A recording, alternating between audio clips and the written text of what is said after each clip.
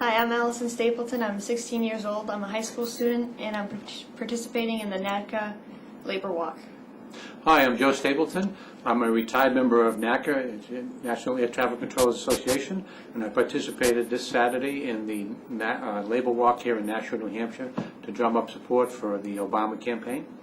It's really important that teenagers and kids these days in America get involved in political campaigns and start at a young age and get involved and know the issues that they face every day and they're going to face in the rest of their lives.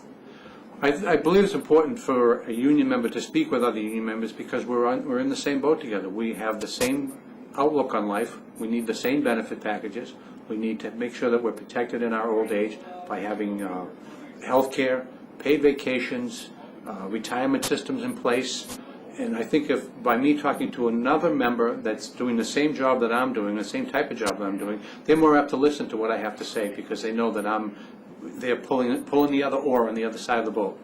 But I think it's important that everybody gets involved, and I think it's important that I, as a parent, help my children to become involved.